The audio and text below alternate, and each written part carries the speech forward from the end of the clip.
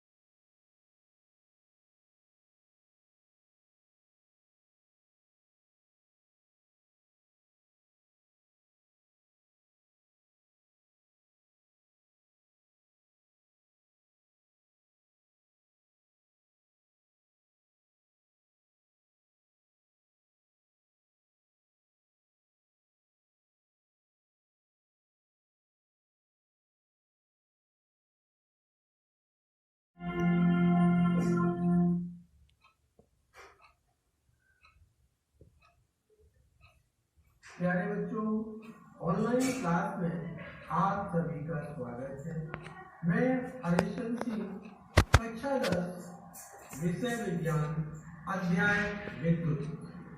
इस अध्याय को अध्ययन कराने के लिए आज मैं आपके समक्ष उपस्थित हूँ। इससे पूर्व हमने विद्युत धारा के चुंबकीय प्रभाव का अध्ययन किया था, जिसमें हमने आपको चुंबकीय प्रभाव क्या होता है, चुंबकीय बल रेखाएं क्या होती है, आज बिंदुओं पर चर्चा की थी। उसके आगे हमने आपको विद्युत चैप्टर के बारे में बताया था कि इसका अध्ययन हम कराएंगे। आज मैं इसी अध्याय की शुरुआत करते हैं। इस अध्याय को हमने सरल बनाने के लिए कुछ शिक्षण बिंदु लिए हैं। इन शिक्षण बिंदुओं की सहायता से हम इस अध्याय की शुरुआत करेंगे। यह शिक्षण बिंदु निम्नवत हैं। प्रथम शिक्षण बिंदु है विद्युत। विद्युत क्या है समझेंगे। विद्युत आवेश क्या है, विद्युत धारा क्या है, इसके अध्ययन करेंगे। नंबर 2, विद्युत परिपथ। विद्युत परिपथ क्या होते हैं। विद्युत परिपथ में अवयवों के नाम और उनके प्रतीक चिन्हों का ज्ञान करेंगे। प्रतिरोध किसे कहते हैं, बैटरी क्या होती है, ये सभी बिंदु विद्युत से रिलेटेड हैं, इस अध्याय से रिलेटेड है। इन बिंदुओं के आधार पर हम इस अध्याय की शुरुआत करेंगे। ये हम प्रथम शिक्षण बिंदु की ओर चले और अध्याय की शुरुआत करें तो प्रथम शिक्षण बिंदु में प्रथम भाग है विद्युत। विद्युत को इंग्लिश में कहते हैं इलेक्ट्रिसिटी। इलेक्ट्रिसिटी को जानने के लिए हम 2500 वर्ष पूर्व की ओर चले तो हमने ये पाया है कि एक यूनान के वैज्ञानिक दार्शनिक श्रीमान थेल्स ने एक एम्बर नामक पदार्थ की छड़ को लिया और रेशम के टुकड़े से रगड़ा तो उन्होंने देखा कि हल्के हल्के छोटे कण उस एम्बर नाम की छड़ की ओर आकर्षित होने लगते हैं और यह आकर्षित होने के कारण वो पदार्थ जो है विद्युतमयी हो जाता है, उसे विद्युत कहते हैं। विद्युत आवेश इलेक्ट्रिक चार्ज जिसको कहते हैं, प्रत्येक पदार्थ का वह गुण जिसके कारण वह अपने हल्के कणों को अपनी ओर आकर्षित करता है, इलेक्ट्रिक चार्ज कहते हैं। प्रत्येक पदार्थ अपने हल्के कणों को, छोटे कणों को अपनी ओर आकर्षित करने का जो गुण होता है वो विद्युत आवेश कहलाता है। विद्युत आवेश के कारण, अर्थात आवेश क्या है, आवेश को हम परिभाषित करें तो हम देखें किसी पदार्थ पर आया हुआ वह गुण कैसे आता है।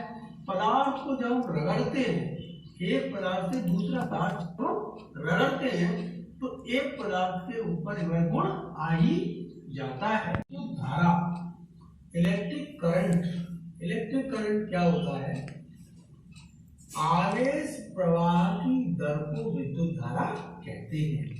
आवेश प्रवाह लिख देता हूं, आवेश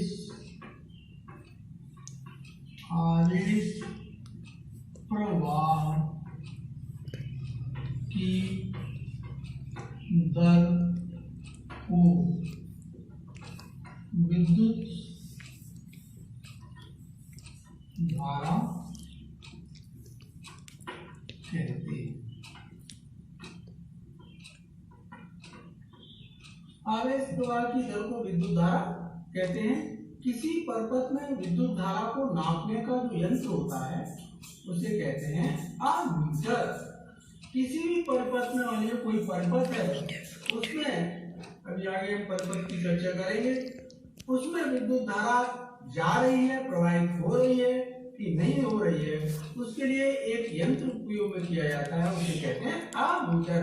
हम आपको इस अमीटर की व्यवस्था की है, ये आपका अमीटर है। आप देख रहे हैं एक रेड है और एक ब्लैक है, इनमें दोनों तारों को लगा दिया जाता है, कुंजी से अटैच किया जाएगा और कुंजी जैसे ही लगाई जाएगी तो आप देख रहे हैं इसमें एक निडल होती है, सुई होती है, तो क्या करती है, जैसे ही करंट इसमें आता है तो क्या हो जाती है, विक्षेपित हो जाती है।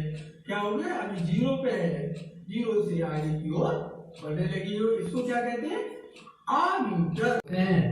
विद्युत परपथ, विद्युत परपथ क्या होता है, किसी विद्युत धारा की सतत तथा बंद पथ को विद्युत परपथ कहते हैं। परिभाषा इस प्रकार से है, किसी विद्युत धारा के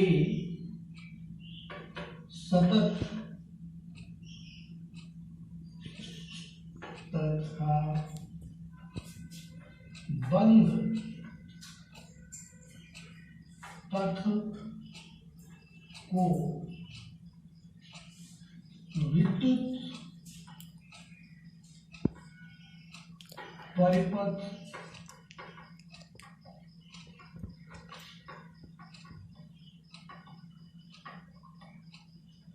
कहते हैं।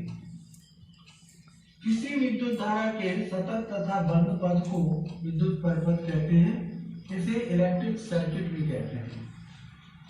इसमें हम चित्र के माध्यम से आपको कोशिश कर रहे हैं।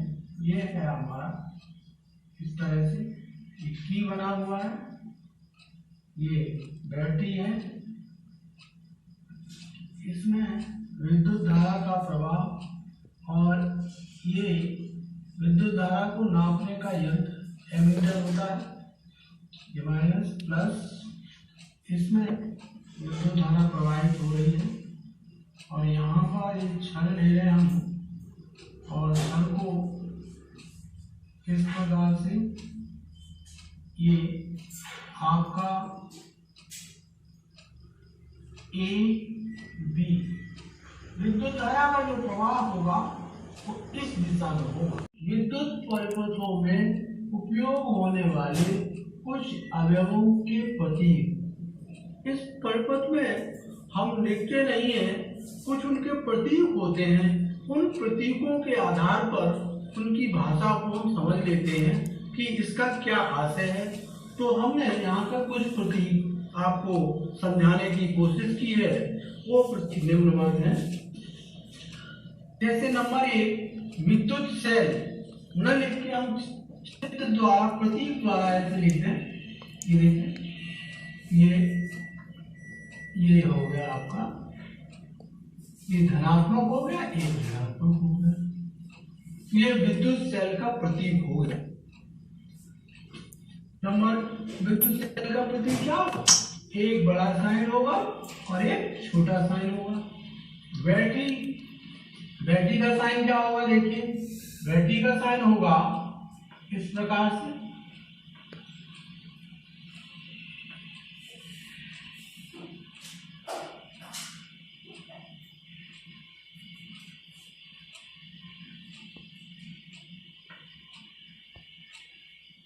बड़ा सिंबल धनात्मक और छोटा ऋणात्मक। इस प्रकार से ये बैटरी का सिंबल हो गया। ये प्रतिरोध को इंग्लिश में कहते हैं रेजिस्टेंस। जब किसी चालक में धारा प्रवाहित की जाती है तो उसके आवेश में कुछ रुकावट आ जाती है। जब किसी चालक में धारा प्रवाहित की जाती है तो उसके आवेश में क्या आ जाता है? रुकावट आ जाती है। जब किसी चालक में विद्युत धारा प्रवाहित की जाती है तो चालक उसके प्रवाह में रुकावट डालता है, उसके प्रवाह में रुकावट पैदा करता है, जिसके कारण उसमें प्रवाहित होने वाले आवेश के प्रवाह में रुकावट उत्पन्न होती है। चालक का प्रतिरोध कहते हैं। जो घर के परिपथ में प्रवाहित होने वाली अधिकतम धारा वहन कर सके, उसमें अधिकतम धारा जा सके। यदि किसी कारणवश अधिकतम धारा प्रवाहित हो जाती है, किसी कारण से उसमें अधिकतम धारा प्रवाहित हो जाती है, तो परिपथ के तार कैसे होने लगेंगे? गर्म होने लगेंगे। क्यों गर्म होने लगेंगे? कि धारा का मान बढ़ गया है, इसलिए परिपथ के तार गर्म होने लगते हैं। और यह स्थिति क्या कहलाती है? अत्यभारण की स्थिति कहलाती है। और यदि इस स्थिति को भारण की स्थिति को चलने दें तो भारण की स्थिति के बाद वहां पर परिपथ में आग भी लगने का खतरा उत्पन्न हो जाता है। तो एक बार अतिभारण को समझे। घर के परिपथ की वायरिंग को हमें सबसे पहले आकलन करना चाहिए कि हमारे घर में कितनी ऊर्जा, विद्युत ऊर्जा की खपत है। उसके आधार पर हमें परिपथ में तारों को बिछाना चाहिए। ये तारों में विद्युत धारा वहन हो सके, अर्थात यदि अधिक विद्युत धारा बहेगी तो परिपथ में ओवरलोडिंग अर्थात अतिभारण की स्थिति आ जाती है। इसको अधिक समय तक देखें तो इसमें क्या हो जाता है? आग लगने की संभावना उत्पन्न हो जाती है। इसी कहते हैं अतिभारण। समझ में आ गया होगा आपको कि हम अगले शिक्षण बिंदु की ओर चलें। भू संपर्क तार। भू माने भूमि, संपर्क माने उसके पास तार, अर्थात भूमि के संपर्क में जो तार होता है उसे भू संपर्क तार कहते हैं। इसको N और S पर चुंबकीय बल रेखाएं सघन होती हैं। सघन का मतलब उनकी जो बल रेखाएं निकलती हैं वो बिल्कुल पास पास, इस तरह से पास पास, अर्थात चुंबक के सिरों पर ये बल रेखाएं कैसी होती हैं? सघन होती हैं, अर्थात चुंबक की तीव्रता सिरों पर अधिक होती है, सिरों पर अधिक होती है।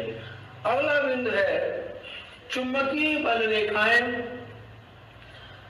समान बल रेखाएं, एक समान चुंबकीय क्षेत्र पर जो बल रेखाएं खींची जाती हैं वो समान दूरी पर होती हैं। मान लीजिए किसी स्थान पर चुंबकीय बल रेखाएं इस तरह से बनी हुई हैं, इस तरह से ये पास पास, तो वो समांतर तो होंगी और उनकी दूरी कैसी होगी? निश्चित होगी। चुंबकीय बल रेखाएं समान चुंबकीय क्षेत्र पर, उन पर दूरी कैसी होगी? निश्चित होगी। इस तरह से चुंबकीय बल रेखाएं एक दूसरे को कहीं पर भी विच्छेद नहीं करती हैं। उस बिंदु पर भी हमने बताया था कि इसका एक उदासीन बिंदु भी होता है। उदासीन बिंदु का अर्थ यह है चुंबकीय बल रेखाएं उस स्थान पर क्रियाशील नहीं होती हैं, अर्थात वहां पर चुंबकीय बल शून्य होता है। यह बल ऊपर भी हो सकता है, चुंबकीय बल शून्य, और नीचे भी हो सकता है, उत्तरी